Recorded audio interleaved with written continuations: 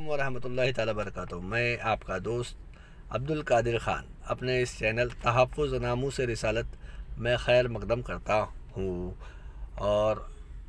آپ لوگ اگر میرے چینل پہ نئے ہیں تو میرے چینل کو لائک کریں، سبسکرائب کریں اور وہ بیل والا بٹن دبانا نہ بھولیں۔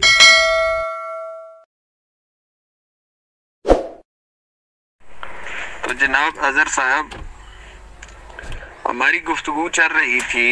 حفظ الایمان کے موضوع کے اوپر، تو اس پہ بندہ ناچیز کا یہ دعویٰ تھا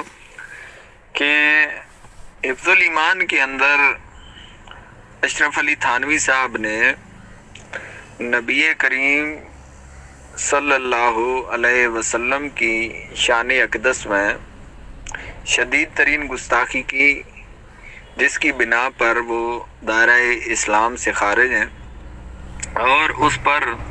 جواب دعویٰ پیش کرتے ہوئے آپ نے یہ کہا تھا کہ اس عبارت کے اندر توہین نہیں بلکہ یہ عبارت توحید پر مبنی ہے۔ تو ہم نے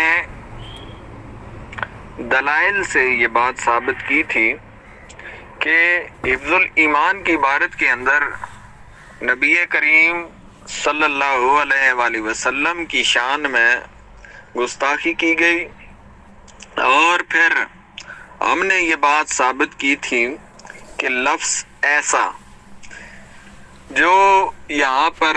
تشبیہ کے لیے استعمال ہوا ہے، تو اس کے اندر ہم نے تعویلات جو پیش کی تھیں چاند پوری صاحب سے، پھر حسین احمد ٹانڈوی صاحب سے، کہ چاند پوری صاحب یہ کہہ رہے تھے اور اسی پر سرفراز صفدر صاحب نے یہ کہا ہے کہ یہاں پر جو ایسا ہے وہ اتنا کے معنی میں اور اس قدر کے معنی میں متعین ہے۔ اور اس پر میں نے حسین احمد مدنی صاحب کی یہ تعویل پیش کی تھی کہ وہ کہہ رہے ہیں کہ مولانا لفظ ایسا فرما رہے ہیں، اتنا تو نہیں فرما رہے۔ اگر اتنا ہوتا تو اس وقت یہ احتمال ہوتا کہ آپ نبی کریم صلی اللہ علیہ وسلم کی شان میں گستاخی کر رہے ہیں۔ تو اب ہم نے یہ ثابت کیا کہ ان دونوں تعویلات کو اگر سامنے رکھا جائے تو نبی کریم صلی اللہ علیہ وآلہ وسلم کی شان میں گستاخی ثابت ہوتی ہے، اور اگر چاند پوری صاحب کے، سرفراز صاحب کے جو متعین کردہ معنی ہیں وہ مان لیے جائیں تو عبارت یوں بنتی ہے کہ اس میں حضور صلی اللہ علیہ وآلہ وسلم کی کیا تخصیص، ایسا، ابھی ایسا کو انہوں نے اتنا اور اس قدر کے جو معنی میں لیا ہے، تو عبارت یوں بنتی ہے کہ اتنا اور اس قدر علم تو معاذ اللہ زید و بکر ہر سبی و مجنو بلکہ جمی امانات و بائم کے لیے بھی حاصل ہے۔ تو ہر طرح سے یہ عبارت گستاخی بنتی ہے۔ اس کے بعد دوسرے پہلو سے جو ہم نے بات کی تھی آپ کے جواب دعویٰ کے اوپر، کہ آپ نے کہا تھا کہ اس میں توحید ہے، اس عبارت کے اندر توحید ہے۔ تو ہم نے یہ بات ثابت کی تھی کہ تھانوی صاحب یہاں پر علم غیب کی دو تقسیمیں کر رہے ہیں، کہ ایک علم غیب کلی اور دوسرا علم غیب بعض۔ تو علم غیب کلی کی تو وہ مطلقاً نفی کر رہے ہیں، یعنی کہ علم غیب کلی حاصل نہیں ہے، اور جو دوسرا علم غیب ہے یعنی کہ علم غیب بعض، تو اس کو وہ تسلیم کر رہے ہیں، انہوں نے مانا ہے، یعنی کہ پھر وہ اسی لیے تو وہ کہہ رہے ہیں کہ اس میں حضور صلی اللہ علیہ وآلہ وسلم کی کیا تخصیص، اور یہاں پر یعنی کہ مان کر وہ کہہ رہے ہیں کہ اس میں حضور صلی اللہ علیہ وسلم کی کیا تخصیص، جیسا کہ میں نے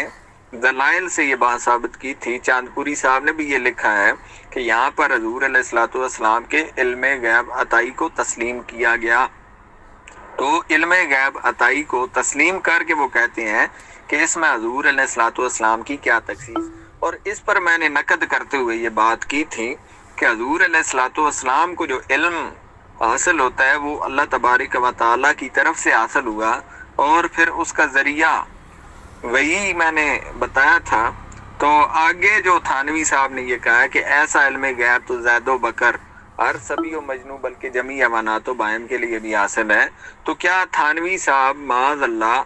زید و بکر کے لیے بھی وہی مانتے ہیں؟ کیا سبی و مجنو جمیع بنات و بہن کے لیے بھی وہی مانتے ہیں؟ تو اس کا کوئی جواب نہیں آیا تھا۔ اور پھر اس پر جو میں نے بات پیش کی تھی کہ آپ کے علماء نے اس بات کی بھی تصدیق کی ہے، انہوں نے لکھا ہے کہ علم غیب جو ہے وہ خاصہ خدا بندی ہے، کسی اور میں ثابت کرنا یہ کفر اور شرک ہے۔ اور پھر میں نے یہاں تک عبارات پیش کی تھی کہ علم غیب عطائی ماننا بھی کفر اور شرک ہے۔ تو اب تھانوی صاحب چونکہ یہاں پر علم غیب عطائی تسلیم کر چکے، لہٰذا ان فتووں سے فقہا کے فتاوی جات جن کا اطلاق آپ لوگوں نے علم غیب عطائی تسلیم کرنے والوں پر کیا، تو ان فتووں کی روشنی میں بھی تھانوی صاحب کافر اور مشرک ثابت ہوتے ہیں۔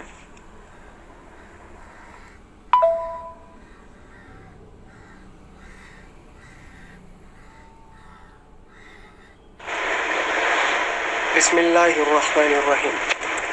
کیونکہ ہماری بات شروع تھی حفظ الایمان کی عبارت پہ، تو میں زیادہ وقت نہ لیتے ہوئے کم ٹائم میں انشاءاللہ تعالیٰ عبارت کی وضاحت کروں گا۔ اور ہمارے دوست ارسلان صاحب بریلوی مکتبہ فکر سے جو وابستہ ہے اور حفظ الایمان کی عبارت میں توڑ مڑوڑ کر کے کفر ثابت کرنے کی کوشش میں لگے ہوئے ہیں اور بنتے بنانا چاہتے ہیں لیکن بن نہیں پاتا۔ کہتے ہیں مولانا احمد رضا خان صاحب نے اپنے دوست کو جب یہ عبارت دکھائی تو ان کو اس میں کفر نظر نہیں آیا، انہوں نے اس کے اندر مثالیں دی تب بھی نظر نہیں آیا، بعد میں اس کو الٹا پلٹا کر کے دکھایا تب بھی نظر نہیں آیا۔ مولانا احمد رضا خان صاحب کے جو دوست تھے ان کا علم ہمارے فریق مخالف سے کئی زیادہ تھا اور آج کل کے بریلوی علماء سے کئی زیادہ تھا، کیونکہ مولانا احمد رضا خان صاحب کے دوست تھے۔ اور کوئی مجدد کا دوست ہو اور ایسی عبارتوں کی مثالیں دینے کے بعد بھی نہ سمجھے تو ایسے دوست پہ تو یعنی ان کو تو جو ہے فتوے مارنے چاہیے بریلویوں کو کہ بھائی وہ بالکل جاہل قسم کے تھے۔ نیز انہوں نے ایک اعتراض کیا عبارت پہ کہ دیکھیں عبارت میں ایسا کا لفظ جو ہے وہ اتنا کے معنی میں ہے، اور یہ حسین احمد مدنی رحمہ اللہ اور مولانا سرفراز خان صفدر رحمہ اللہ انہوں نے اس کی تعلق سے لکھا ہے کہ ایسا لفظ اتنا کے معنی میں ہے۔ تو میرے بھائی اگر یہ اتنا کے معنی میں مولانا نے لیا ہے تو اتنا کے معنی میں اگر آپ تشبیہ کے لیے مانتے ہیں، تشبیہ وہ تشبیہ جو تشبیہ اللہ کے رسول صلی اللہ علیہ وسلم کے علم سے دی گئی ہو، تو اس تشبیہ کے لیے اس اتنا کے لفظ کو ماننا، ایسے کے لفظ کو ماننا، یہ بالکل بے بنیادی باتیں ہیں۔ ہم یہ کہتے ہیں کہ اگرچہ یہ لفظ اتنا کے معنی میں ہے تو بعض علوم غیبیہ کی طرف اس کا ضمیر ہے، اگرچہ وہ اس کی مقدار بھی بتا رہا ہے تو اس کی ضمیر اللہ کے رسول صلی اللہ علیہ وسلم کی طرف نہیں ہے۔ اس عبارت کو اگر تمام ساتھی بغور پڑھیں گے تو وہ جان لیں گے کہ اس عبارت کو مولوی احمد رضا خان صاحب نے جب نقل کیا، فتوے کے لیے جب نقل کیا، تو عبارت کو نقل کرنے کے پہلے اس بات کو وضاحت کے ساتھ فرما دیا کہ یہ عبارت جو نقل کی جا رہی ہے بے آئینی ہی ویسی ہی ہے، اور اوپر ہیڈنگ میں باقاعدہ انہوں نے لکھا ہے کہ یہ ملعون عبارت بلفظ ہی ملاحظہ ہو، ٹھیک ہے۔ تو انہوں نے اس کو وہاں پہ درج نہیں کیا بلکہ آدھی عبارت کانٹ چھانٹ کر کے اس کو جو ہے انہوں نے درج کیا۔ اب اس کی وضاحت ہم اگلی آڈیو میں کریں گے، جیسے کہ ہمارے ارسلان صاحب نے جو اتنا کے الفاظ کے تعلق سے کہا کہ ایسا کے معنی اتنا ہے، تو اگر اتنا بھی ہو تو حضور صلی اللہ علیہ وسلم کے علم کی مقدار کے تعلق سے نہیں ہے۔ اچھا یہ کہتے ہیں کہ پہلو دیکھیں، پہلا وہ پہلو تھا، دوسرا یہ پہلو ہے، ٹھیک ہے۔ اور ان کے مجدد جو ہے مولانا احمد رضا خان صاحب، یہ اپنی کتاب کے اندر جو ہے اپنی تصنیف میں فرماتے ہیں، بلکہ فقہائے کرام نے یہ فرمایا ہے کہ جن مسلمانوں سے کوئی لفظ ایسا صادر ہو جس میں 100 پہلو نکل سکے، کتنے؟ 100 پہلو، انہوں نے 2 پہلو گنوائے نا، 100 پہلو یہ دکھا دے، ان میں 99 پہلو کفر کے ہیں، کفر کی طرف جاتے ہو، یعنی مولوی احمد خان صاحب کیا فرما رہے ہیں کہ 99 پہلو کفر کی طرف جاتے ہو۔ اب یہ حضرت 2 پہلو نکالتے ہیں، حالانکہ یہ دونوں پہلو باطل ہے لیکن یہ 2 نکالتے ہیں۔ تو ان کے مولوی صاحب کیا فرما رہے ہیں کہ اگر 99 پہلو کفر کی طرف جاتے ہو اور ایک اسلام کی طرف، تو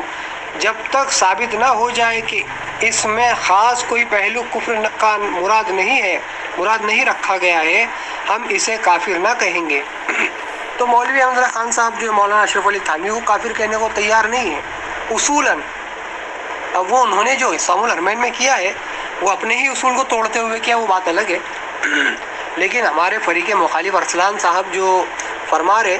تو آپ ملاحظہ فرمائیں کہ یہ کہتے ہیں کہ دوسرا پہلو، ٹھیک ہے، یہ دو پہلو کے اعتبار سے جو ہے کفر نکال رہے ہیں اس میں سے، عبارت میں سے، لیکن ہم دکھا رہے ہیں کہ ان کے مولوی مجدد جو ہے یہ فرماتے کہ 99 پہلو اگرچہ کفر کے ہو، ایک پہلو ایمان کی طرف لے جاتا ہو تو اس پہ جو ہے فتوے کو محمول کیا جائے گا اور فتویٰ کفر نہیں دیا جائے گا۔ مزید میں آگے جواب دے رہا ہوں۔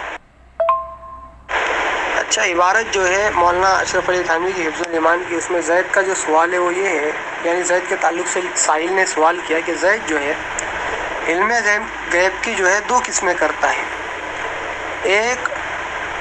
بالذات اور دوسری جو قسم کرتا ہے وہ باواسطہ،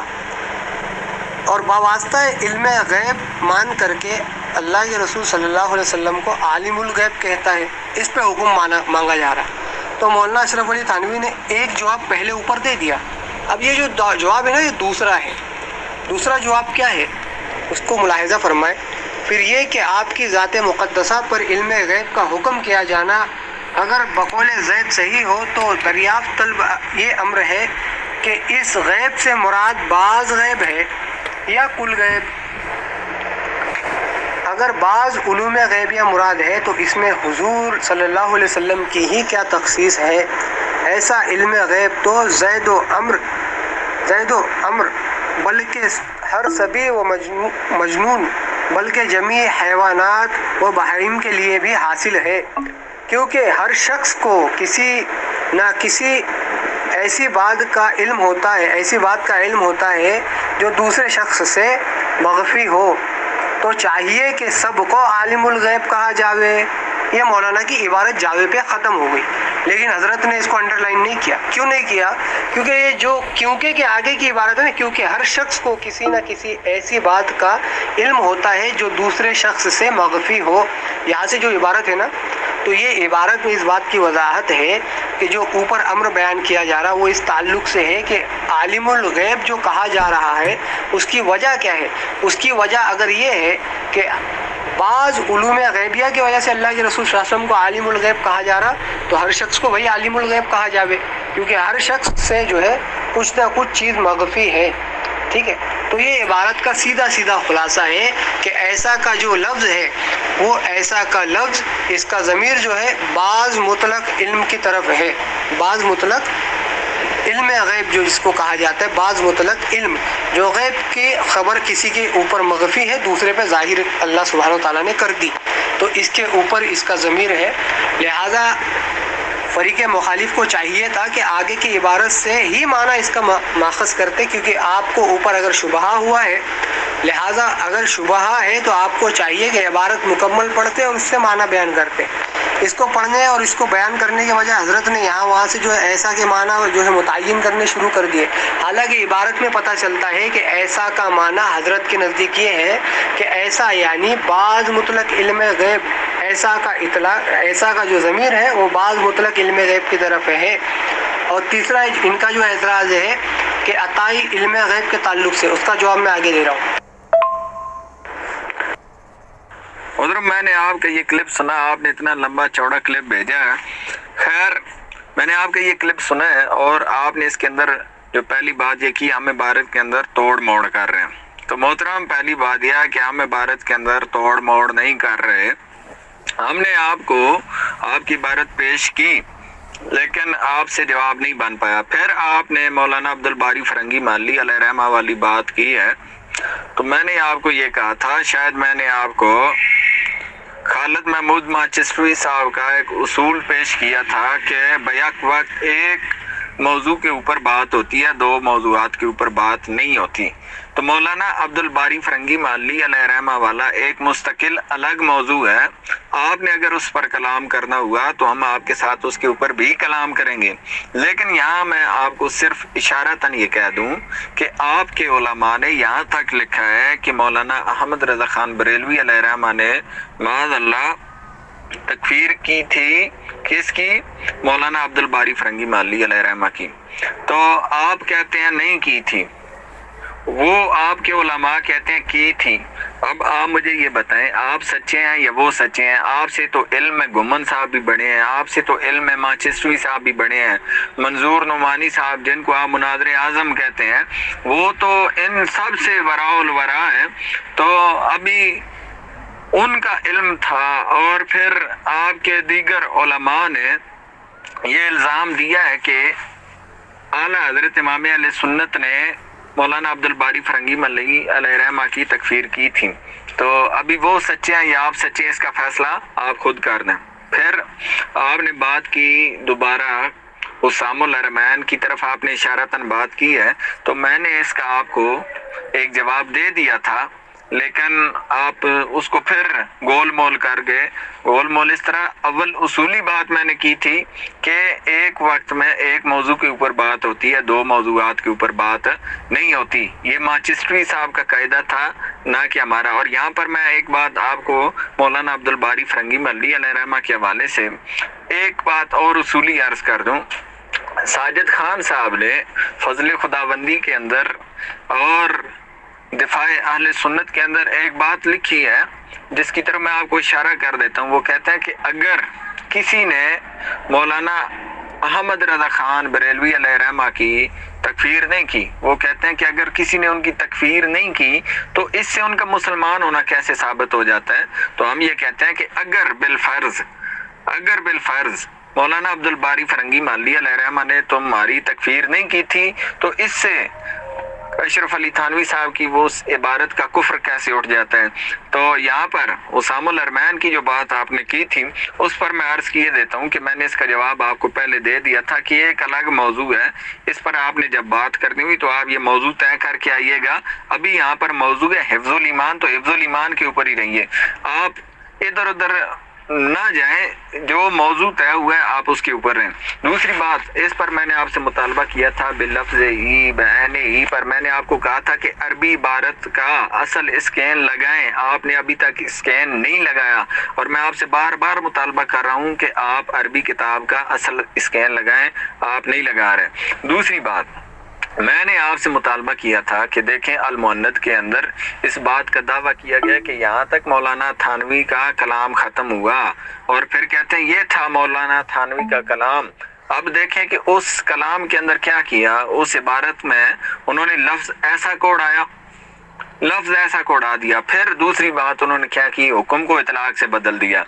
ابھی وہاں پر جو خیانتیں کی گئیں اس کا جواب کون دے گا؟ میں نے غایت المعمول پیش کی تھی، جواب نہیں آیا۔ المؤند پر میں نے مطالبہ کیا تھا، جواب نہیں آیا۔ پھر میں نے اسام الحرمین، حفظ الایمان اور غایت المعمول کی عبارت کے اندر میں نے تطبیق پیش کی تھی اور میں نے اس میں مماثلت بھی دکھائی تھی، لیکن جواب نہیں آیا۔ غایت المعمول سے میں نے فتویٰ پیش کیا تھا، جواب نہیں آیا۔ پھر اب آپ کہتے ہیں جی دو پہلو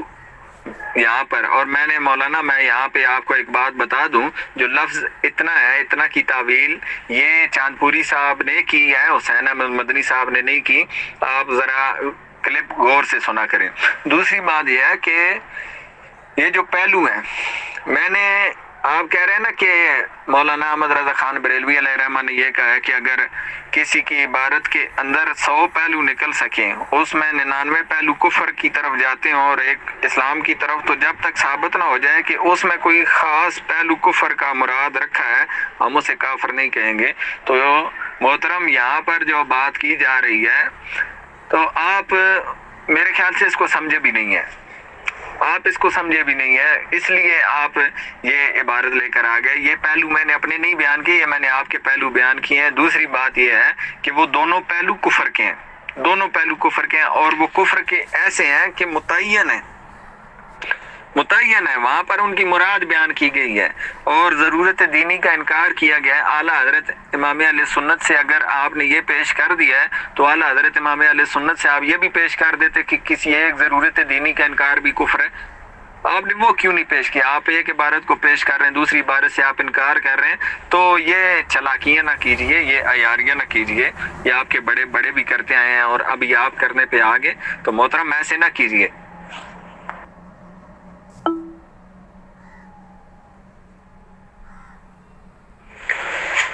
پیارے دوست ارسلان صاحب، دیکھیں آپ نے شاید میری آڈیو ٹھیک سے سنی نہیں، یا صرف آپ نے آدھی آڈیو سن کر کے چھوڑ دی یا اس کو اسکپ کیا، میں نہیں جانتا۔ میں نے اس کا جواب دے دیا تھا کہ حضور صلی اللہ علیہ وسلم کے لیے جو بعض مطلق علم غیب کی وجہ سے زید کا عالم الغیب کا اطلاق کرنا آپ لوگوں کی طرف سے بیان کیا جاتا، یعنی بریلویوں کی طرف سے کہا جاتا کہ باواسطہ علم حاصل ہونے کی وجہ سے اللہ کے رسول صلی اللہ علیہ وسلم عالم الغیب ہے، علم غیب رکھتے ہیں، تو یہ امر اس وجہ سے باطل ہے کیونکہ ایسا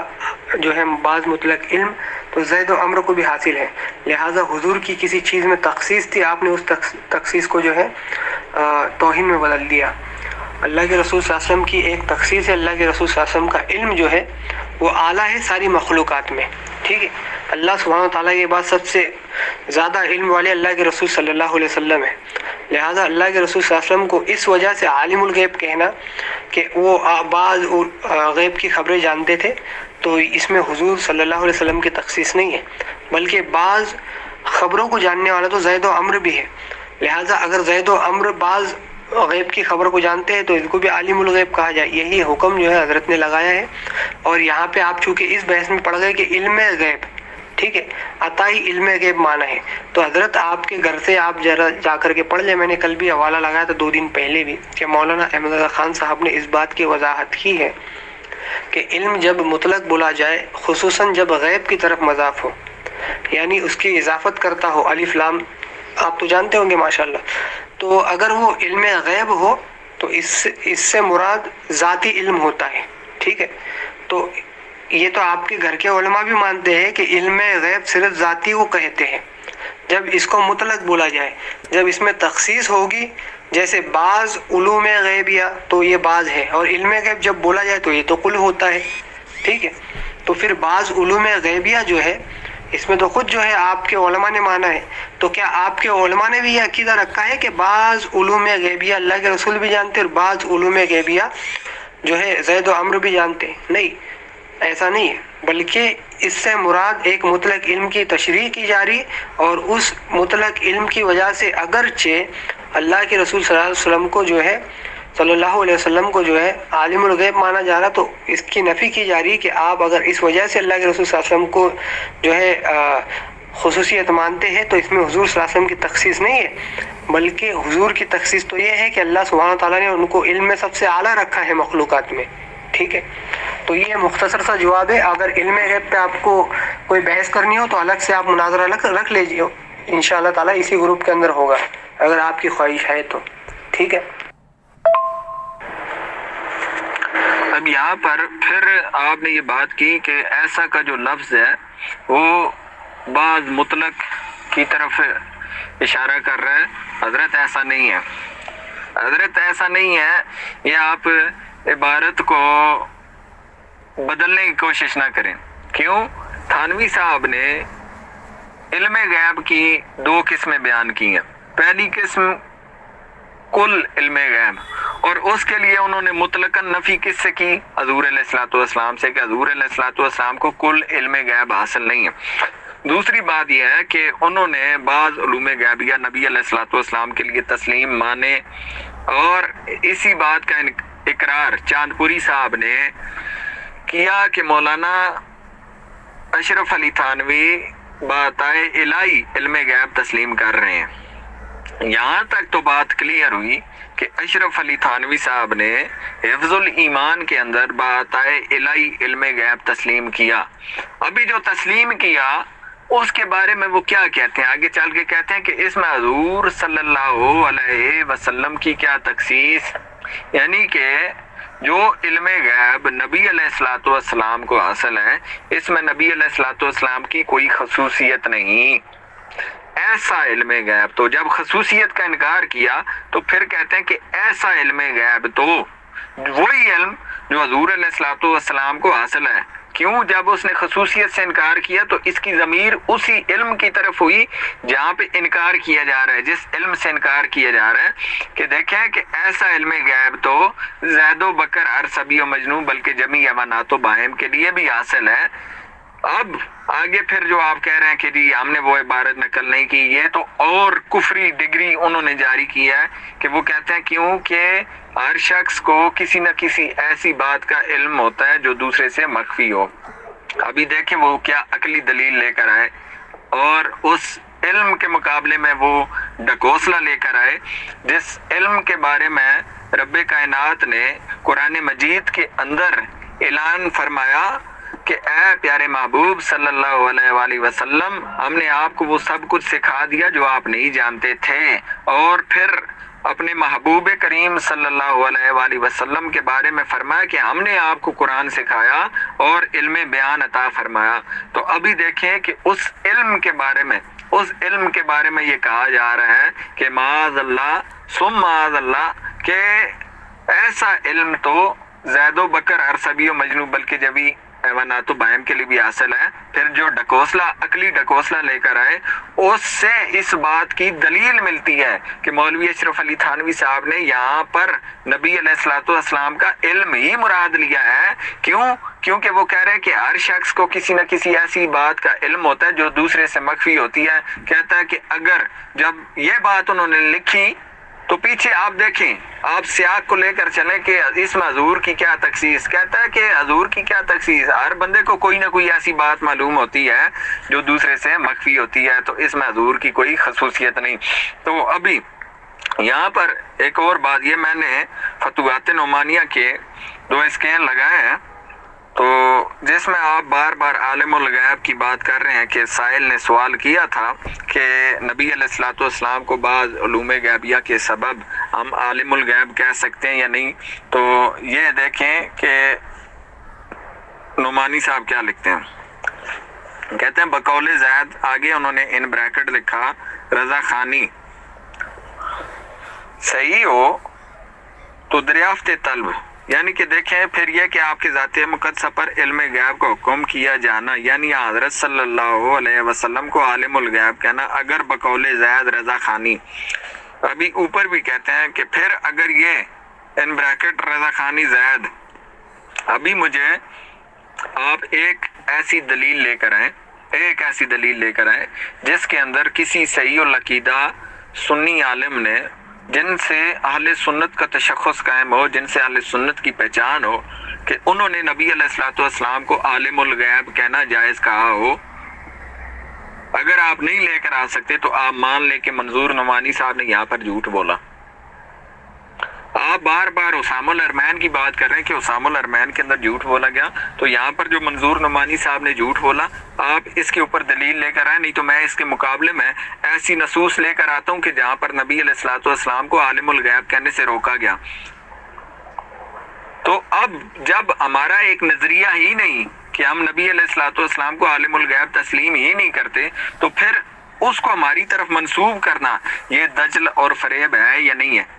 اور پھر اس کے اوپر ایک ایسا نظریہ گڑنا جس سے تمام امت مسلمہ کا دل تار تار ہو گیا، جس سے تمام امت مسلمہ کا دل چھلنی چھلنی ہو گیا، جس میں حضور علیہ الصلوۃ والسلام کے علم کو معاذ اللہ تشبیہ دی گئی زید و عمر کے علم سے، جس میں نبی علیہ الصلوۃ والسلام کے علم کو معاذ اللہ تشبیہ دی گئی جمی حیوانات و بہائم کے علم سے، صبی و مجنون کے علم سے. تو پھر یہاں پر ہمارا کلیجہ پھٹے تو کیوں نہ پھٹے.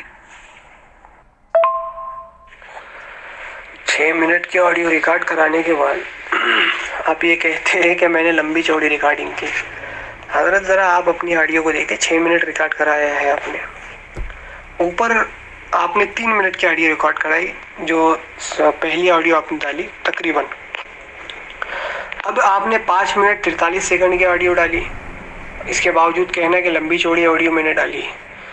تو یہ کون سا اصول ہے کہ آپ کو ساری جو ہے چھوٹ ملی ہوئی ہے اور مجھے جو ہے میں 4 منٹ کی آڈیو کروں تو میرے لیے اس کی چھوٹ نہیں ہے. البتہ ہمارے کوئی شرائط اس کے تعلق سے متعین نہیں ہوئے کہ اتنے منٹ کی آڈیو ہوگی اتنے منٹ کی آڈیو ہوگی، تو اس پہ تبصرہ کرنا جو ہے بلا وجہ جو ہے وقت کا خرابہ ہے۔ نیز یہ بات کہ مولانا عبد الباری فرنگی محلی جو ہے ان کے تعلق سے آپ نے کہا کہ ہمارے علماء نے ان کی تکفیر کی ہے، یعنی ہمارے علماء نے یہ مانا ہے کہ مولوی احمد خان صاحب نے ان کی تکفیر کی ہے، لیکن ہم یہ کہاں کہتے بھائی کہ تکفیر کی یا نہیں کی؟ ہم تو یہ کہہ رہے کہ مولوی احمد خان صاحب نے جب اپنے دوست جو بقول آپ کے مسلمان ہیں تو وہ ان مسلمان دوست کے لیے دوست کے سامنے جب مولانا اشرف علی تھانوی رحمۃ اللہ علیہ کی عبارت پیش کی، مثالیں دی، تو ان کو کفر سمجھ میں نہیں آیا، اس کے باوجود آپ کے نزدیک وہ مسلمان ہیں، ٹھیک ہے، اس کے باوجود مسلمان ہیں، لیکن آپ جو ہے مولانا اشرف علی تھانوی کو کافر کہنے پہ اڑے ہوئے ہیں، اسی وجہ سے کہ آپ کے مجدد نے کہہ دیا، اب تو کہنا ہی کہنا ہے، ورنہ تو جو ہے خیر نہیں ہوگی، کیونکہ دائرہ اسلام سے خارج ہو جاؤ گے نا۔ مولوی احمد خان صاحب نے خود کہا ہے نا کہ بھائی ان کے کفر میں شک کرنے والا وہ بھی کافر، ٹھیک ہے، تو مولوی احمد خان صاحب نے کہہ دیا اور آپ کو ثابت کرنا ہے، اب کسی ہی حال میں کیوں نہ ہو، آپ اپنے اصولوں سے ہٹ کر کے کیوں نہ جائیں، آپ کو ثابت کرنا ہے، لیکن ثابت ہوگا نہیں، کیونکہ دیکھیں آپ کے مولوی احمد خان کا اصول ہم نے اوپر لگایا ہے، جس اصول کی بنیاد پہ آپ مجھے 99 پہلو بھی دکھا دے پھر بھی میں اس عبارت کو کفریہ نہیں مانوں گا، حالانکہ آپ ایک بھی نہیں دکھا سکتے۔ الحمدللہ ہم نے اس عبارت سے ثابت کیا کہ مولانا اشرف علی تھانوی علیہ الرحمہ کو جو بریلویوں کی طرف سے کافر کہا گیا وہ اس عبارت کی وجہ سے کہا گیا، اور اس عبارت میں چونکہ ان کے عقیدے پہ زد پڑتی تھی، ضرب لگتی تھی، لہٰذا اس عبارت کے ضرب کھانے کی وجہ سے مولانا احمد خان صاحب کا عقیدہ جو ہے وہ نیست و نابود ہو رہا تھا، جو باطل عقیدہ انہوں نے گڑھا ہوا تھا، لہٰذا انہوں نے اس پہ جھوٹا فتویٰ یعنی ایک عبارت بنا دی اپنی طرف سے توڑ مروڑ کر کے، پیچھے کی کاٹے بیچ میں کی ہٹا کے اس کو جو ہے اپنی حسام الحرمین میں لکھا اور وہاں سے فتویٰ لکھ کر کے آئے۔ اب یہ کہتے حضرت کہ بھائی دیکھیے موضوع پہ رہے، عبد الباری فرنگی محلی پہ نہ جائے، بھائی ہم ان کے پاس نہیں جا رہے، نہ ہی کوئی الگ عبارت پہ ہم نے بات کرنی ہے، ہم تو اسی عبارت کے تعلق سے پیش کر رہے ہیں کہ آپ یہاں سے جو ہے کبھی حسین احمد مدنی کے پاس سے جاتے اسی عبارت کے تعلق سے اسکین لے کے آتے، تو وہ اسی عبارت پہ رہنا ہے، اور اسی عبارت پہ آپ کے مولوی احمد خان صاحب کی بات ہم لے کر کے آئے تو آپ کہتے کہ موضوع سے خارج ہو گیا۔ یہ کون سے دوگلے اصول ہے بھائی؟ ہمیں بھی بتائیں نا کہ آپ کے مطابق اگر یہ دوسرا موضوع ہے تو یہ تو پہلے آپ نے اس کی خلاف ورزی کی اتنے سارے اسکین لگا کے، ہے نا۔ ہم تو کہتے ہیں کہ بھائی آپ کے ہی گھر کا اصول ہے کہ 99 پہلو کفر کے ہو، ایک پہلو ایمان کا ہو، ختم بات۔ یہاں پہ اختتام پذیر ہوتی ہے کہ یہ عبارت میں کوئی کفر نہیں آپ کے ہی اصول سے، ٹھیک ہے، آپ چاہے 99 پہلو دکھائے، لیکن میں تو یہاں پہ بیٹھا اس لیے ہوں کہ آپ ایک پہلو مجھے دکھا دیں کفر کا، اس میں نہیں ہے، میں نہیں مانتا۔ کیوں؟ کیونکہ اس کی وضاحت خود مولانا اشرف علی تھانوی نے کی، میں اس کا جواب اوپر آڈیو میں دے چکا ہوں۔ اب اگر آپ کو علم غیب پہ بات کرنی ہو تو آپ آ جائے۔ آپ نے پھر دوبارہ ملفوظات کی عبارت پیش کی کہ مطلق علم کا انکار نکالنا محض جہالت ہے، علم جب کہ مطلق بولا جائے خصوصاً جب کہ غیب کی طرف مضاف ہو تو اس سے مراد علم ذاتی ہوتا ہے۔ تو یہاں پر اعلیٰ حضرت امام علیہ سنت آپ کے ایک مشہور اعتراض کا جواب ارشاد فرماتے ہوئے فرما رہے ہیں کہ یہاں پر جو مطلق علم سے مراد ہے وہ علم ذاتی ہے، اور یہاں پر تو تھانوی صاحب نے مطلق علم بھی مراد نہیں لیا، یہاں پر مطلق علم مراد نہیں ہے حضرت۔ آپ اگر کہیں کہ یہاں پر مطلق علم مراد ہے، یہاں پر نبی علیہ الصلوۃ والسلام کی پہلے خصوصیت کی نفی کی گئی، یعنی کہ اس میں نبی علیہ الصلوۃ والسلام کی کیا تخصیص، اس میں حضور کی کیا تخصیص، ایسا علم تو یعنی کہ جو علم وہ نبی علیہ الصلوۃ والسلام کے لیے تسلیم کر رہے ہیں، جو علم وہ نبی علیہ الصلوۃ والسلام کے لیے تسلیم کر رہے ہیں۔ اور یہاں پر میں آپ کو ایک بات بتا دوں کہ میں نے آپ کے اصولوں سے یہ بات ثابت کی ہے، آپ کے گھر سے یہ بات ثابت کی ہے، چاند پوری صاحب سے میں نے آپ کو دکھایا تھا کہ یہاں پر مولانا اشرف علی تھانوی نبی علیہ الصلوۃ والسلام کے لیے عطائی علم غیب تسلیم کر رہے ہیں، عطائی علم غیب تسلیم کر رہے ہیں۔ یہ آپ بار بار اس حوالے کو پڑھیے، بار بار پڑھیے، اور تاکہ آپ کی آنکھیں کھلیں کہ یہاں پر کس کے علم کی بات ہو رہی ہے، یہاں پر نبی علیہ الصلوۃ والسلام کے علم کی بات ہو رہی ہے۔ اور پھر میں نے آپ کو یہ بات دکھائی تھی، آپ کو شاید یہ بات سمجھ میں نہیں آئی یا آپ سمجھنا نہیں چاہتے کہ حسین احمد مدنی صاحب نے یہ کہا ہے کہ یہاں پر مولانا لفظ ایسا فرما رہے ہیں، اتنا تو نہیں فرما رہے ہیں۔ ابھی دوبارہ اس عبارت کو بار بار پڑھیے حضرت، تاکہ آپ کی آنکھیں کھلیں۔ وہ کہتے ہیں کہ لفظ ایسا فرما رہے ہیں، اتنا نہیں فرما رہے۔ اگر اتنا ہوتا، اب دیکھیں وہ کیا کہہ رہے ہیں، اگر اتنا ہوتا تو یہ احتمال تھا کہ نبی علیہ الصلوۃ والسلام کی گستاخی ہو رہی ہے۔ اب دیکھیں کہ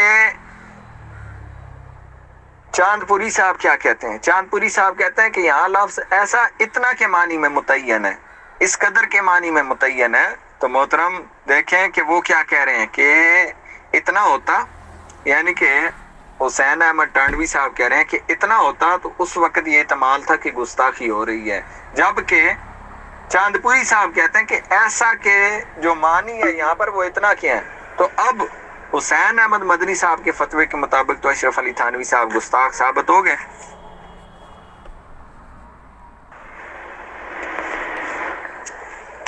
پھر آپ مولانا عبدالباری فرنگی محلی علیہ رحمہ کی عبارت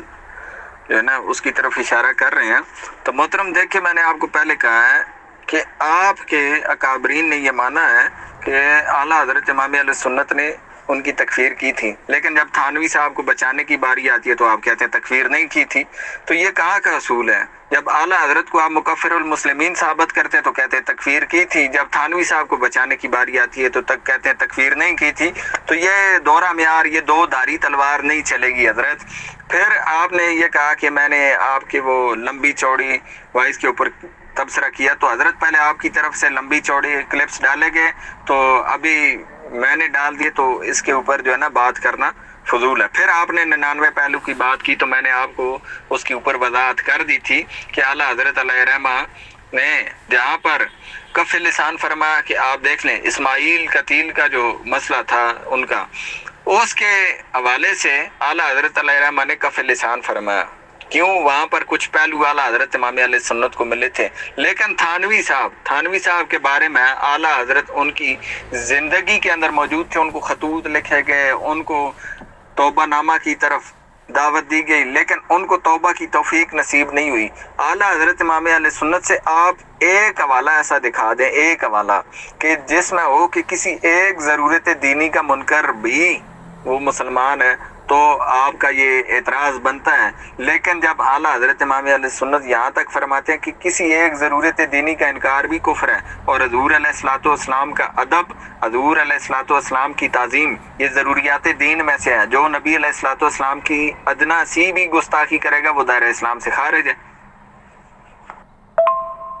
محترم یہاں پر یہ سوال نہیں بنتا، آپ عربی اسکین لگائیں، جو اصل عبارت آپ عربی سے پیش کریں۔ میں نے المؤنث کا اسکین لگایا، عربی عبارت بھی ساتھ لگائی، اور ساتھ میں آپ کا اردو ترجمہ بھی لگایا، غایۃ المعمول لگائی، عربی عبارت بھی لگائی، ساتھ میں ترجمہ بھی لگایا۔ تو آپ جو ہے نا عربی عبارت لگائیں، عربی۔ حضرت میں نے تو سارے علماء کی ساری کتابیں پیش نہیں کرنی، مولانا سرفراز خان صاحب کی ایک عبارت آپ پیش کرتے ہیں، مولانا حسین احمد مدنی کی ایک عبارت پیش کرتے ہیں۔ کبھی آپ جو ہے کسی کوئی بات، میں تو یہ نہیں کہتا کہ آپ ساری عبارتیں پیش کریں سارے موضوعات سے لے کے، تو آپ اپنے جواب سے جان چھڑانے کے لیے یہ کہنا آپ کا کہ آپ نے صرف یہ عبارت پیش کی، آپ نے وہ عبارت کیوں نہیں پیش کی، تو حضرت ساری عبارتوں کا ذمہ اور ٹھیکہ میرا نہیں ہے، بلکہ میں نے وہی عبارت پیش کرنی ہے جس کے تعلق اس موضوع سے، ٹھیک ہے۔ تو میں نے آپ کو اصول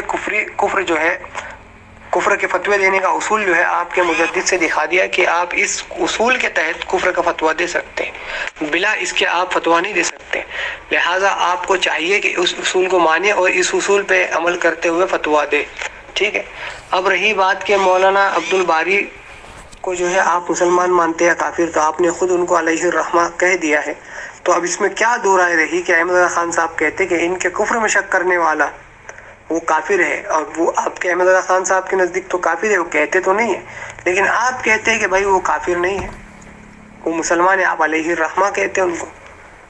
تو یہ کیسی دوگلی پالیسی ہے کہ آپ کے اعلیٰ حضرت کا ایک دوست جو ہے اس عبارت کو کفریہ نہ مانے تو مسلمان ہے، اور ہم اس عبارت کو جو ہے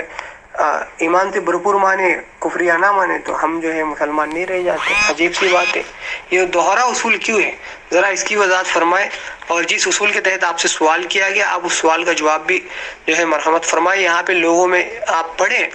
آپ کے جو مطالبے ہیں وہ مطالبے سارے انشاءاللہ پورے کیے جائیں گے، لیکن وہ مطالبے اس موضوع سے موافقت رکھتے ہو، ٹھیک ہے؟ بے ضرور جو بغیر ضرورت بلا ضرورت جو ہے مطالبے ہیں ان کو پورا نہیں کیا جائے گا۔ آپ جو ہے یہاں اس گروپ پہ مجھ سے حفظ الایمان پہ مناظرہ کرنے اور بات کرنے آئے ہیں، حضرت آپ سے گزارش ہے مجھے اصولاً دکھا دے کہ اس عبارت میں کفر کیسے بنتا ہے۔ آپ نے کہا تھا کہ ایسا لفظ مقدار اتنا کے معنی میں ہے، تو آپ اس سے دکھا دیں کہ مقدار اتنا کے معنی میں اگر اس کو لیا جائے تو کفر کیسے بن رہا ہے، آپ اس کی وضاحت فرمائیں۔ آپ اپنی طرف سے توضیح پیش نہ کریں، بلکہ ہم نے دکھایا کہ عبارت میں اس بات کی وضاحت ہے کہ مولانا اشرف علی تھانوی نے اس بات کو واضح کر دیا آگے عبارت میں، جس کو انڈر لائن کیا تھا اس کے آگے، کہ اگر ہر شخص کے لیے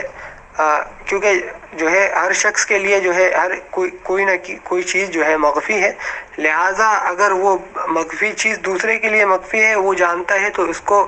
اس وجہ سے عالم الغیب کہنا کہ بعض غیب کی خبر کو جانتا ہے، تو یہ جو ہے ہر زید و بکر کو جو ہے عالم الغیب کہا جانا چاہیے بقول مولانا اشرف علی تھانوی کے۔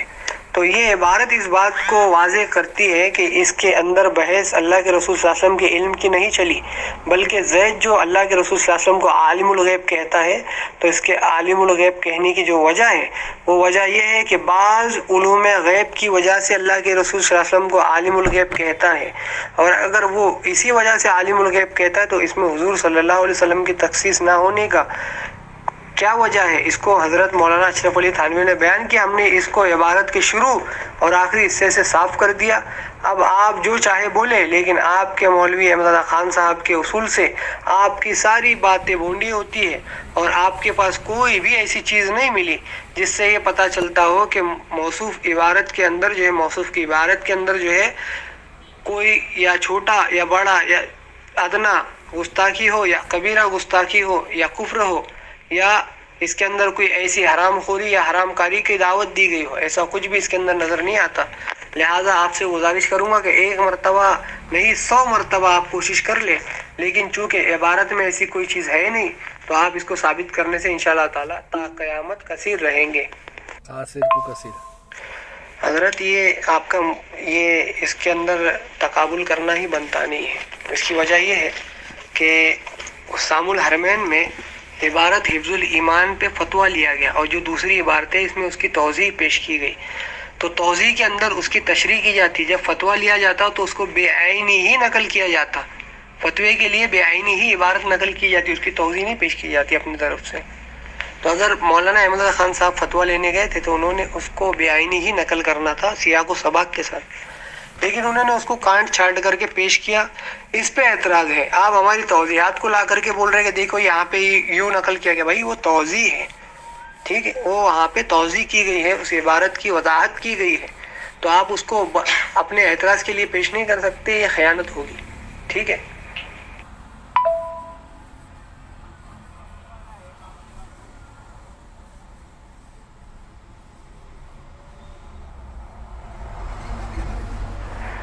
محترم، آپ تھانوی صاحب کی عبارت کا جواب دینے سے مکمل طور پر عاجز آ چکے ہیں، اس لیے اب ادھر ادھر کی باتیں کر کے جان چھڑانے کی کوشش کر رہے ہیں۔ تو محترم، پہلی بات یہ کہ آپ نے مولانا عبدالباری فرنگی محلی کی بات کو چھیڑا، اور اس پر آپ نے مجھے یہ کہا کہ دیکھیں جی آپ مولانا سرفراز صاحب کی باتیں پیش کر رہے ہیں، فلاں کی باتیں پیش کر رہے ہیں، تو آپ کو میں نے یہ نہیں کہا کہ آپ یہ عبارت پیش کریں یا یہ عبارت پیش نہ کریں۔ تو محترم، جو موضوع سے متعلق عبارتیں ہیں وہ میں پیش کر رہا ہوں، میں ادھر ادھر کی عبارتیں پیش نہیں کر رہا۔ پھر آپ نے مجھے یہ کہا کہ دیکھیں جی اس عبارت سے کیسے توہین ثابت ہوتی ہے۔ تو محترم، میں نے آپ کو آپ کے گھر سے دکھا دیا کہ حسین احمد مدنی صاحب نے یہ کہا ہے کہ اگر اتنا ہوتا تو کیا تھی، توہین تھی، اور جب کہ چاند پوری صاحب نے یہاں پر جو معنی ہے وہ متعین کر دیے کہ ایسا جو ہے وہ اتنا کے معنی میں کیا ہے، متعین ہے۔ تو اب حسین احمد مدنی صاحب کے فتوے سے یہ عبارت گستاخانہ ثابت ہوئی۔ دوسری بات، آپ بار بار اعلیٰ حضرت امام اہل سنت کے اصول کی بات کر رہے ہیں، تو اس کی وضاحت خیر میں اوپر کر چکا ہوں، لیکن اب یہ دیکھیے میں آپ کو آپ کے گھر سے امام اہل سنت کے فتویٰ کی وضاحت پیش کر دیتا ہوں۔ یہ دیکھیں الیاس گھمن صاحب کیا لکھتے ہیں۔ فاضل بریلی لکھتے ہیں کہ اہل قبلہ وہ ہیں کہ تمام ضروریات دین پر ایمان رکھتا ہو، ان میں سے ایک بات کا بھی منکر ہو تو قطعاً یقیناً اجماعاً کافر مرتد ہے، ایسا کہ جو اسے کافر نہ کہے خود کافر ہے۔ اب دیکھیں یہاں پر اعلیٰ حضرت امام علیہ سنت کا یہ اصول بھی بیان کیا گیا، تو آپ اس اصول کو بیان کرنے سے کیوں کترا رہے تھے؟ تو اسی اصول کے تحت اشرف علی تھانوی کو کافر کہا گیا۔ اور دیکھیں پھر یہ اصول میں آپ کو آپ کے گھر سے دکھا دیتا ہوں۔ یہ ایک فار الملحدین کے حوالے سے الیاس گھمن صاحب لکھتے ہیں، ضروریات دین کا منکر کافر اور واجب القتل ہے۔ یہی بات امام علیہ سنت نے بھی کی ہے۔ تو اس کے آگے دیگر فتاوی جات بھی نقل کیے گئے ہیں، آپ ان کو دیکھ سکتے ہیں۔ یہ دیکھیں صفحہ نمبر 62 پر وہ کہتے ہیں کہ ضروریات دین سے وہ تمام قطعی اور یقینی باتیں، دین کی باتیں مراد ہے جن کا رسول اللہ صلی اللہ علیہ وسلم سے ثابت ہونا قطعی طور پر معلوم ہو اور حد تواتر اور شہرت عام تک پہنچ چکا ہو، حتیٰ کہ عوام میں ان کو دین رسول جانتے ہیں اور مانتے ہوں، مثلا توحید، نبوت، خاتم الانبیاء پر نبوت کا ختم ہونا۔ آگے دیکھیں کہ ضروریات دین سے کسی متواتر امر مسنون کے انکار سے بھی انسان کافر ہو جاتا ہے، اور کہتے ہیں کہ ضروریات دین میں تعویل کرنا بھی کفر ہے۔ اب ہم نے اعلیٰ حضرت امام علیہ سنت کے فتوے کی وضاحت آپ کو آپ کے گھر سے دکھا دی، تو آپ کو اس کو تسلیم کرنا چاہیے، نہ کہ اس کے اوپر کوئی ادھر ادھر کی باتیں کرنی چاہیے۔ محترم، اعلیٰ حضرت امام علیہ سنت کے فتوے کے ایک پہلو کو، جو احتیاط کا پہلو ہے، آپ اس کو چھوڑ کر آپ اس کو لے کر باقی جو پہلو ہے جس پہ مولوی اشرف علی تھانوی صاحب کی تکفیر ہوئی، آپ اس کو چھوڑ رہے ہیں، تو یہ انصاف سے بعید باتیں ہیں۔ تو محترم، میں آپ کو کہہ رہا ہوں کہ جب توضیح بیان کی جاتی ہے تو عبارت بیان ہی نقل کر کے توضیح کی جاتی ہے۔ آپ کے المحند والوں نے اس کو کانٹ چھانٹ کے لفظ ایسا کو بھی اڑا دیا، لفظ حکم کو بھی اڑا دیا، اس کی صفائی کون دے گا؟ اس کا جواب تو ابھی تک آپ سے بن نہیں سکا۔ آپ مجھ سے بار بار اسامہ الارمین کا جو ہے نا وہ مطالبہ کر رہے ہیں، اور پھر آپ نے نور العرفان کا حوالہ لگایا، تو نور العرفان کا حوالہ آپ کو فائدہ دینے والا نہیں ہے۔ اس میں کہیں پر شیطان کے جو علم کی تشبیہ ہے، یا نبی علیہ الصلوۃ والسلام کے علم کو معاذ اللہ کہیں بھی شیطان کے علم سے تشبیہ نہیں دی گئی، وہاں پر نبی علیہ الصلوۃ والسلام کے علم کو تشبیہ دی گئی ہے چوپاؤں کے علم کے ساتھ، وہاں پر نبی علیہ الصلوۃ والسلام کے علم کو تشبیہ دی گئی ہے پاگلوں کے علم کے ساتھ، اور یہ تشبیہ میں آپ کو آپ کے گھر سے ثابت کر چکا ہوں۔ لہٰذا آپ ہٹ درمی چھوڑیے اور جو حقائق ہیں آپ ان کا سامنا کیجیے۔ اگر اس بات کو پیش کرنے سے کہ آپ کے اعلیٰ حضرت جو ہے ضروریات دین پر ایمان رکھتے ہوئے کسی ایک کا بھی منکر ہونے پہ جو ہے اس پہ قطعاً کافر ہونے کا جو ہے فتویٰ دیتے تھے، تو اس سے اس بات کا جو ہے کالعدم ہونا کیسے قرار پاتا ہے؟ نہیں قرار پاتا۔ تو پھر آپ اس عبارت کو پیش کیوں کرتے ہو حضرت اپنی جان بچانے؟ آپ یہ بات کو چھوڑیں، یہ ان کا دوسرا اصول ہے، یہ مستقل دوسرا اصول ہے،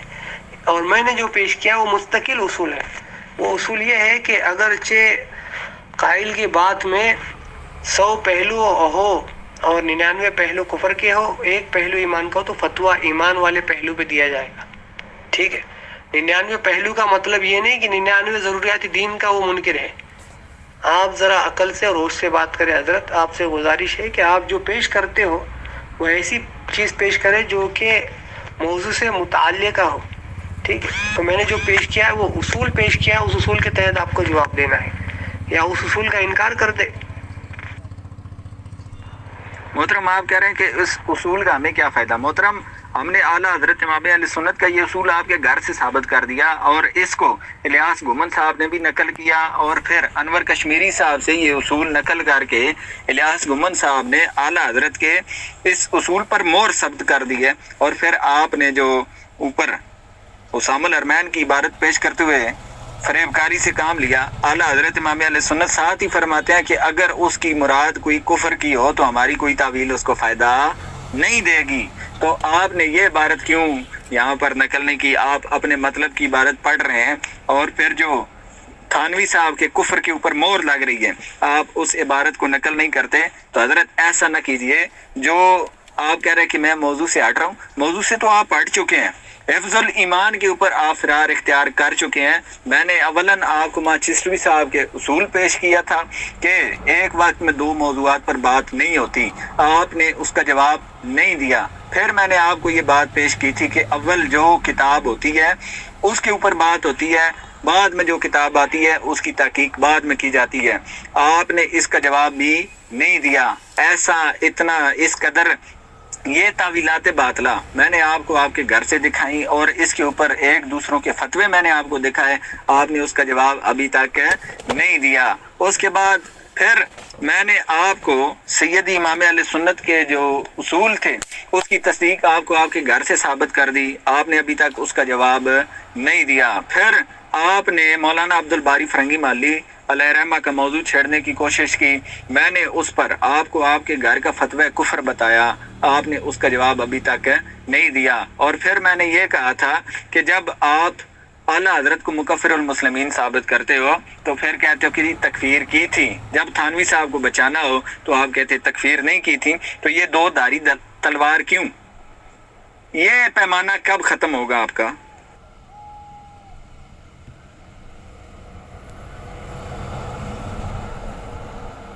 اب چونکہ مطلق بعض علم کو اللہ کے رسول صلی اللہ علیہ وسلم کا علم مان کر کے اس کے تعلق سے جو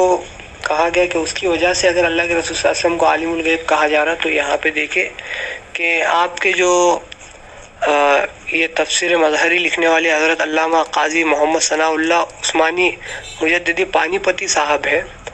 تو انہوں نے جو ہے نا اس بات کی وضاحت کی کہ تمام اشیاء کی حقیقت کوئی نہیں جانتا، یا علم سے مراد وہ علم غیب ہے جو اللہ کے لیے خاص ہے، مخصوص ہے۔ یعنی جو بعض علوم غیبیہ ہے یہ اللہ سبحانہ تعالیٰ کی صفت میں نہیں بتایا، بلکہ یہ کہا کہ تمام اشیاء جو ہے یہ صرف اللہ جانتے، اور بعض چونکہ اللہ کے رسول کے لیے علم غیب بھی مانتے ہیں تو اللہ کے رسول کے لیے بعض علوم غیبیہ مانا ہے۔ تو اگر بعض علوم غیبیہ اللہ کے نبی کے لیے بھی مانا ہے اور دوسری مخلوق کے لیے بھی مانا ہے، تو انہوں نے بھی مثل کر دیا اللہ کے رسول صلی اللہ علیہ وسلم سے ان لوگوں کو جن کے بارے میں آپ ذکر کر رہے ہیں۔ اگر آپ یہ معنی متعین کریں گے، اور اگر یہ معنی متعین نہیں کریں گے، مطلق کو جو ہے مطلق ہی رہنے دیں گے، اس کو مخصوص نہیں کریں گے اپنی طرف سے بغیر کسی اصول کے، تو پھر آپ گستاخی کا ارتکاب نہیں کرتے۔ اگر آپ نے اس کو مطلق کو مخصوص کر دیا اللہ کے رسول صلی اللہ علیہ وسلم کے لیے، تو گستاخی کا ارتکاب کا الزام آپ کے اوپر بھی آئے گا، اور جس نے یہ اصول بیان کیا اس کے اوپر بھی چلا جائے گا۔ لہٰذا آپ یہ حرکت نہ کریں بھائی۔ مطلق بعض علم جو ہے یہ مطلق ہے، اور مطلق کا معنی ایک نہیں ہوتا، ایک کے لیے نہیں ہوتا، بلکہ مطلق ایک چیز ہے، اس چیز کا اطلاق آپ کے لیے بھی ہوتا ہے۔ اگر آپ ایک خبر جانتے ہیں، میں دو جانتا ہوں، کوئی تین جانتا ہے، ایک جاننے والا بھی بات جانتا ہے، دو جاننے والا بھی بات جانتا ہے، تین جاننے والا بھی بات جانتا ہے، اور 1000 جاننے والا بھی بعض علم جانتا ہے۔ کل اس کو کہتے ہیں جس کو تمام اشیاء کا علم ہو۔ اور آپ کے مولوی صاحب کی عبارت یہاں پہ میں نے لگائی ہے تفسیر مظہری، اس کے اندر وضاحت ہے کہ تمام اشیاء کو جاننے والا علم جو ہے یہی علم کلیہ ہے، اور یہی علم غیب ہے، ٹھیک ہے، اسی کو علم کلیہ کہا جائے گا۔ لہذا علم کلیہ کے بعد جتنے بھی علوم ہیں سوائے اللہ کے، تمام بعض علوم غیبیہ کی خبریں ہیں، علم غیب کوئی نہیں۔ اگر اصطلاحی علم غیب اس سے مراد لیں تو کوئی نہیں، اگر آپ لغوی اعتبار سے کہتے تو پھر بھی ٹھیک ہے، ہم اس پہ اعتراض نہیں کرتے، لیکن اگر اصطلاحی معنی میں بیان کیا جائے تو سوائے اللہ سبحانہ وتعالیٰ کے علم غیب کوئی نہیں جانتا۔ یہ آپ کے ایک بات میں نے کے علاوہ آپ کے پاس کچھ نہیں۔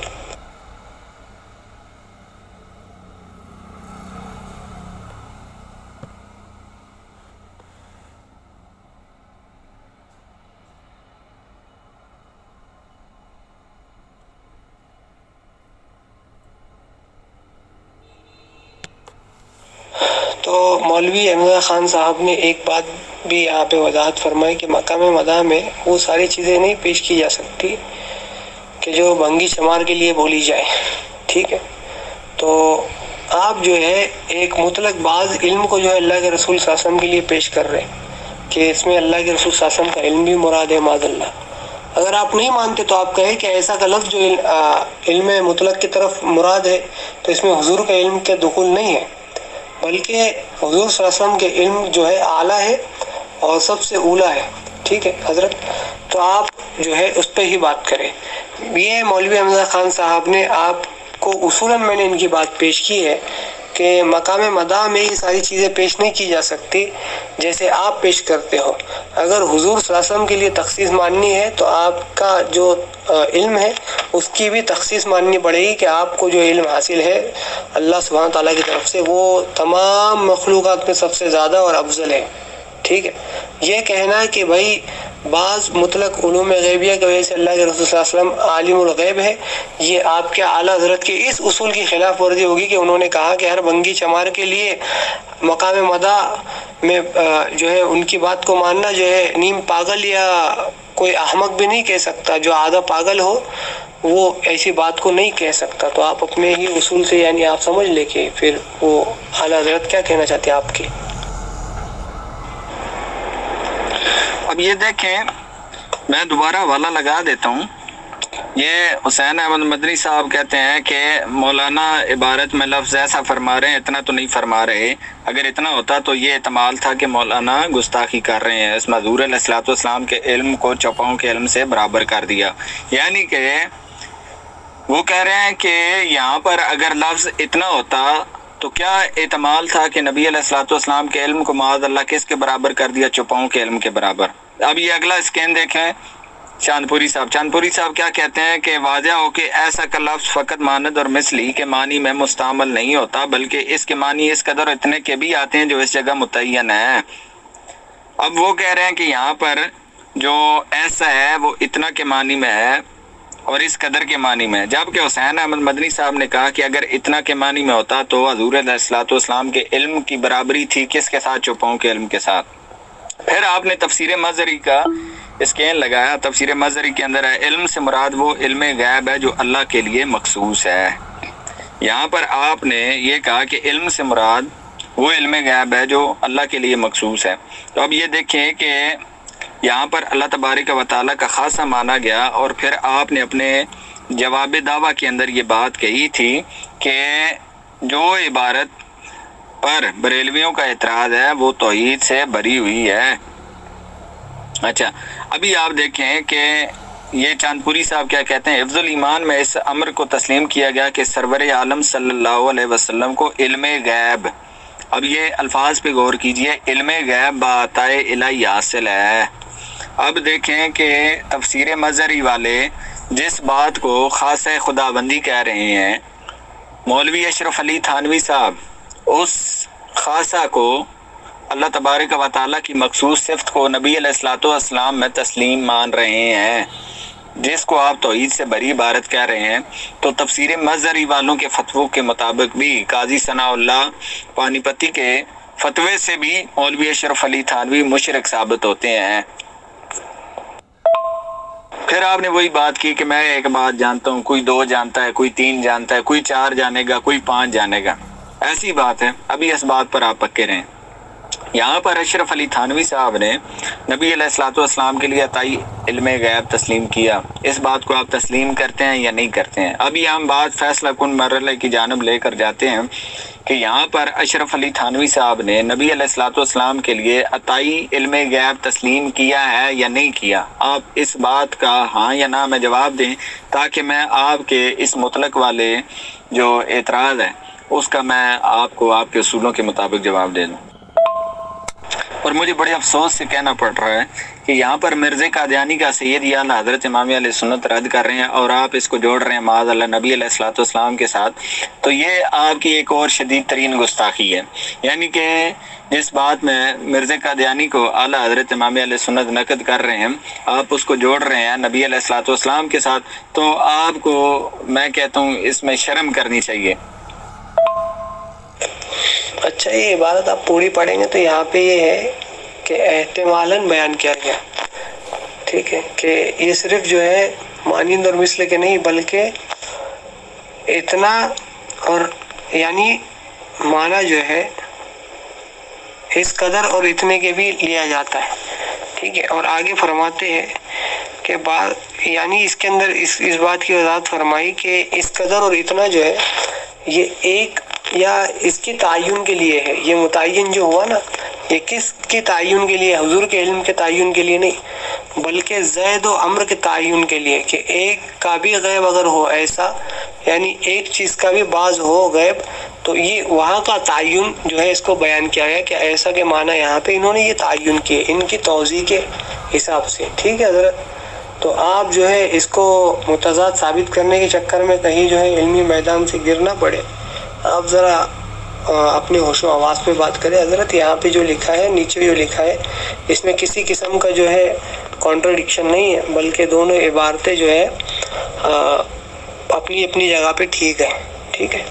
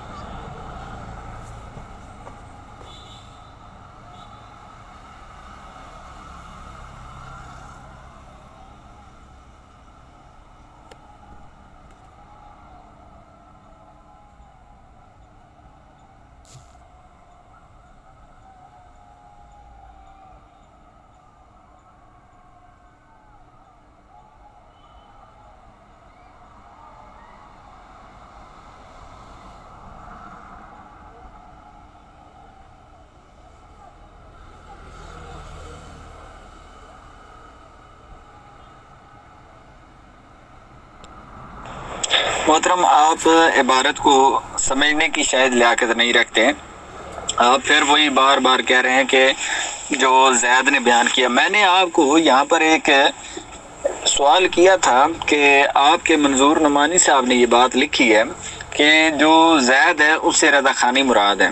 اور رضا خانی بعض علم غیب سے نبی علیہ الصلوۃ والسلام کو عالم الغیب کہتے ہیں۔ تو مجھے ایک دلیل آپ لے کر آئیں کہ جس میں نبی علیہ الصلوۃ والسلام کو کسی صحیح سنی عقیدہ جو ہے نا سنی عالم نے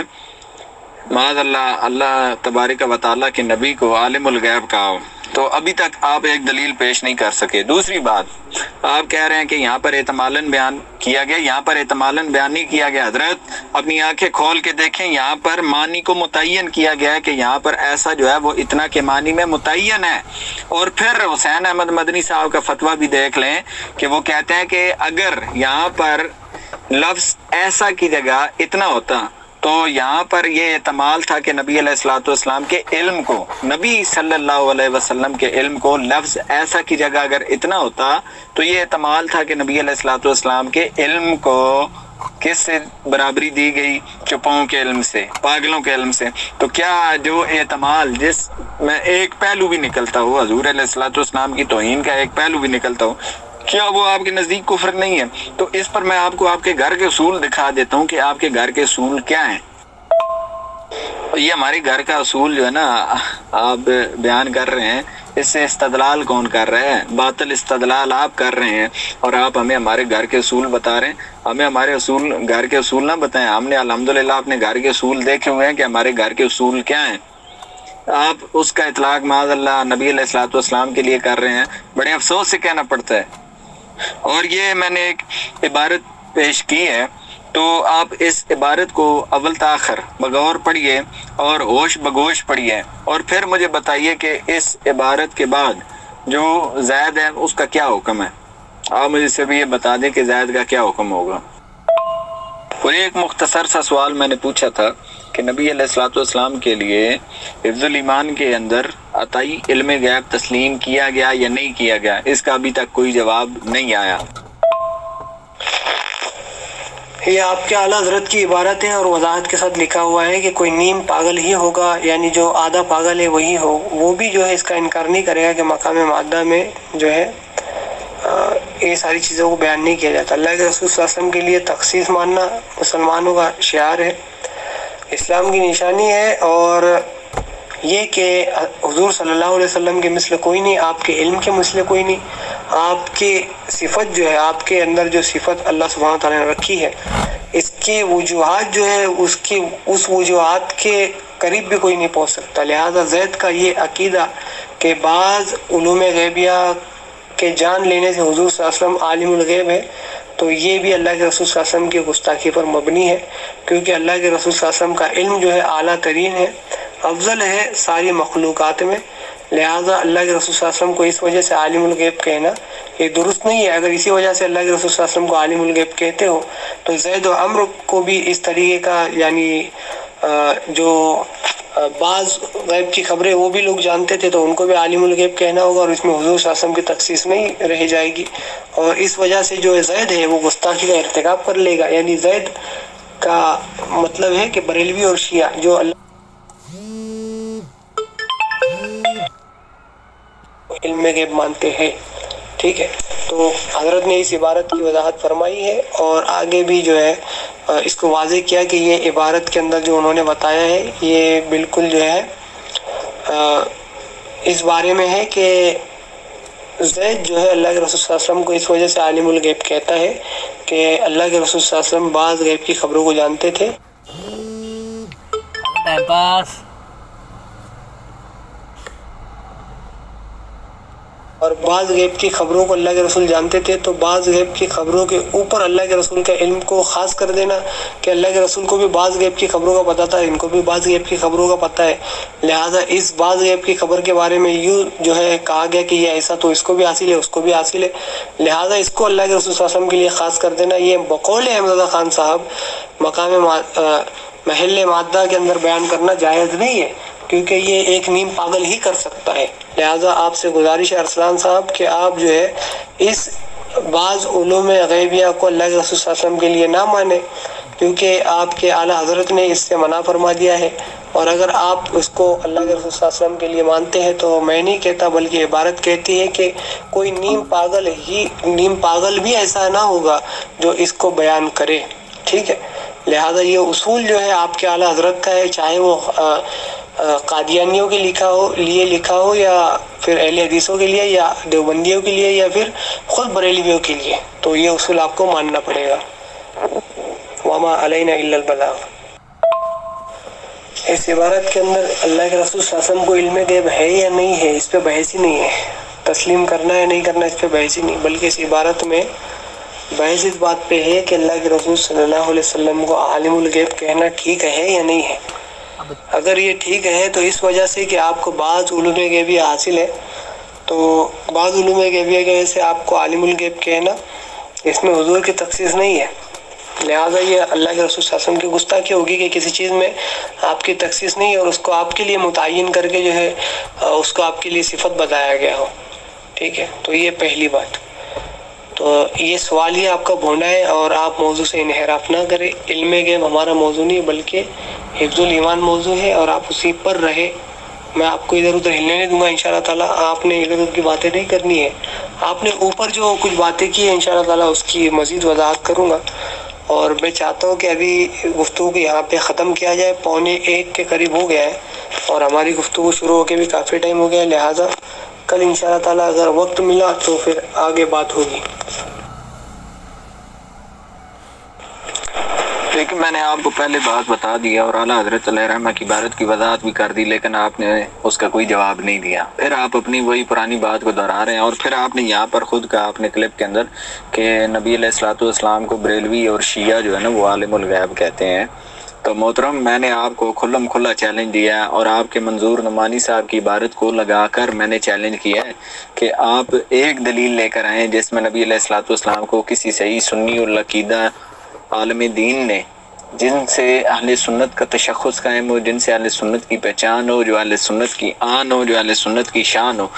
اس سے نبی علیہ الصلوۃ والسلام کو عالم الغیب ہونا دکھائیں. نہیں تو ہم ابھی وہ حوالہ جات پیش کرنے والے ہیں جس میں علماء اہل سنت نے بھی نبی علیہ الصلوۃ والسلام کو عالم الغیب کرنے سے منع فرمایا ہے. اگر آپ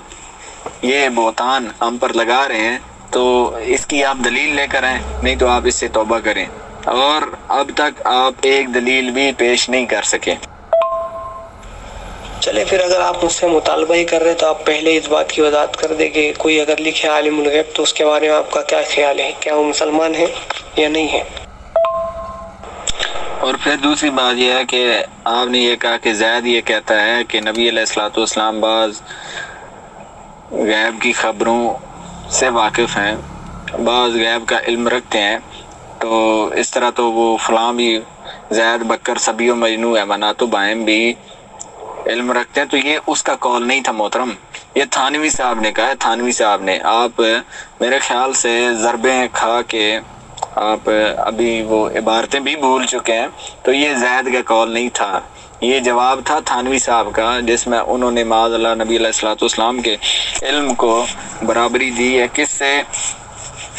صبی و مجنو یا منات و بہم کے علم سے. اور اگر آپ ہماری نہیں مانتے تو آپ اپنوں کی مان لیں، جس میں وہ تھانوی صاحب کو چیخ چیخ کر کہہ رہے ہیں اور پکار کے کہہ رہے ہیں کہ آپ نے وہ عبارت لکھی ہے کہ جس کے اندر علوم غیبیہ محمدیہ صلی اللہ علیہ وآلہ وسلم کا علوم مجانین و بائم سے تشبیہ دی گئی، اور جس میں سخت بے ادبی کی گئی جو ادب کے خلاف ہے، اور کیوں نہ ایسی عبارت سے رجوع کر لیا جائے. پھر آگے وہ کہتے ہیں کہ ہمیں جو ہے اس عبارت کی جواب دہی میں بڑی دشواری ہوتی ہے. اور پھر وہ آگے کہتے ہیں کہ اس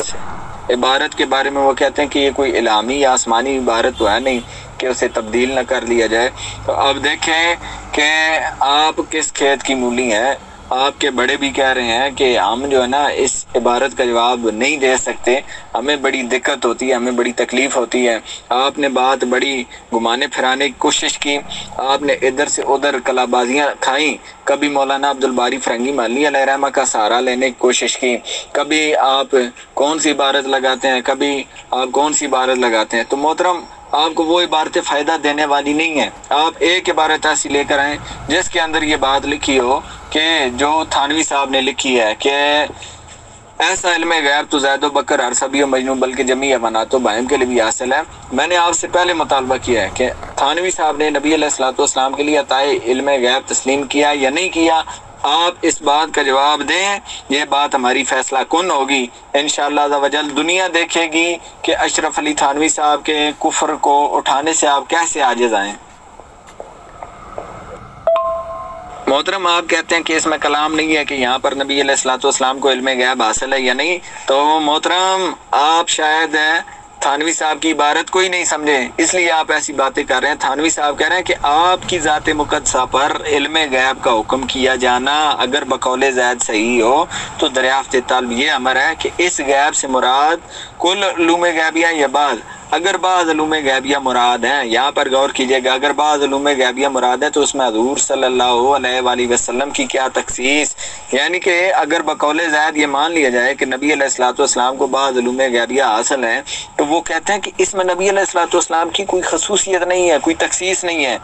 تو محترم آپ کہہ رہے ہیں یہاں پر کلام نہیں ہے. چاند پوری صاحب کہتے ہیں کہ باتائے الہی علم غیب تسلیم کر رہے ہیں، اور قاضی ثناء اللہ پانی پتی ان کا فتویٰ میں نے تو نہیں لگایا محترم، آپ نے اوپر فتویٰ لگایا ہے، اور اس فتوے کے اندر یہ ہے کہ نبی علم غیب جو ہے وہ کیا ہے؟ خاصہ خدا بندی. اب اس خاصہ خدا بندی کو انہوں نے نبی علیہ الصلوۃ والسلام کے اندر تسلیم مانا اور بقول چاند پوری تسلیم مانا. اور اب دیکھیں کہ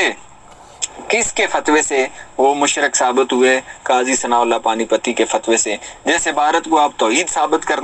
کرنے چلے تھے وہ عبارت تو شرک ثابت ہو چکی۔ محترم وہ مسلمان ہے یا نہیں ہے وہ ہم آپ کے گھر سے پھر دکھائیں گے۔ آپ مجھے صرف یہ دکھا دیں کہ کس سنی عالم دین نے، صحیح العقیدہ سنی عالم الدین نے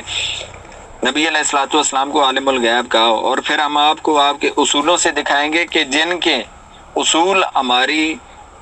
نسبت ہیں یا جن پہ ہمارا دار و مدار ہے، ان سے ہم آپ کو دکھائیں گے کہ نبی علیہ الصلوۃ والسلام کو عالم الغیب کہنا کیسا ہے۔ تو یہ آپ ادھر ادھر کی باتیں نہ کریں۔ جو آپ نے الزام لگایا ہے کہ ہم نبی علیہ الصلوۃ والسلام کو عالم الغیب کہتے ہیں، یا آپ کے جو نعمانی صاحب نے الزام لگایا ہے، آپ اس کا دفاع کریں۔ ابھی بات چل پڑی ہے تو بات کو چلنے دیں، اور انشاءاللہ عز و جل اب یہ ایک پہلو ہم آپ کو روشن کر کے چلیں گے۔ ہم نے الحمدللہ اس گفتگو کے اندر اشرف علی تھانوی صاحب کا کفر بھی ثابت کیا، اسامہ الارمین کا دفاع بھی کیا، اور المہند کی خیانتیں بھی آپ کے اوپر اجاگر کی، اور پھر ابھی ہم آپ کے اکابرین کے بہتان بازیوں کی طرف چل نکلے۔ ابھی ہم آپ کو دکھائیں گے کہ آپ کے اکابرین نے اس عبارت کے زمرے کے اندر اہل سنت کے اوپر کیا کیا الزامات لگائے۔ یہاں پر تو تھانوی صاحب اپنے گھر سے کافر ثابت ہو چکے ہیں۔ آپ کا جو جواب دعویٰ تھا کہ یہ عبارت توحید پر مبنی ہے، تو الحمدللہ ہم نے دلائل قاہرہ سے آپ کی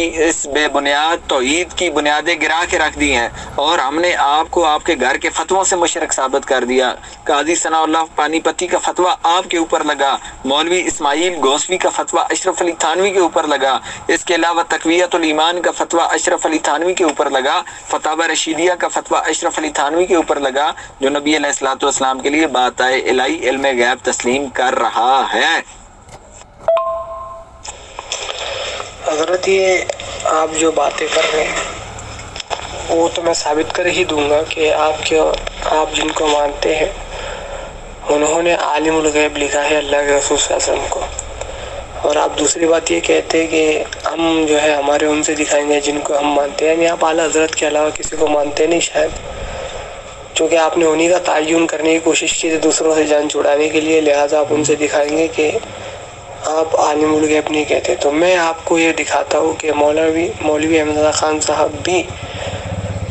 لفظ عالم الغیب کا استعمال کیے بغیر جو حکم عالم الغیب کے لفظ سے لگتا ہے، اسی حکم کے تحت اللہ کے رسول صلی اللہ علیہ وسلم کو علم غیب مانتے ہیں، اور مطلق علم غیب مانتے ہیں۔ ٹھیک ہے، کوئی خاص نہیں بلکہ مطلق علم غیب اللہ کے رسول صلی اللہ علیہ وسلم کے لیے مانتے ہیں۔ یہ اگلی بحث ہے، لیکن حفظ الایمان پہ چونکہ ابھی آپ یہاں پہ رکے، ادھر ادھر نہیں جانے دوں گا انشاءاللہ تعالیٰ، آپ حفظ الایمان پہ ہی مجھ سے بات کریں۔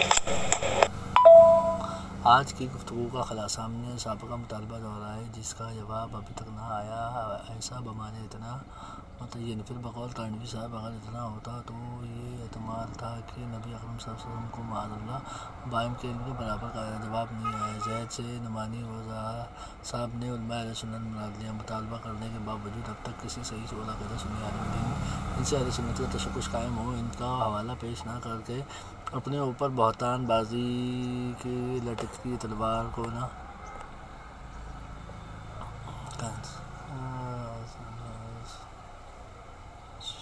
شامل ہوں گے اصول کی تصدیق ہے۔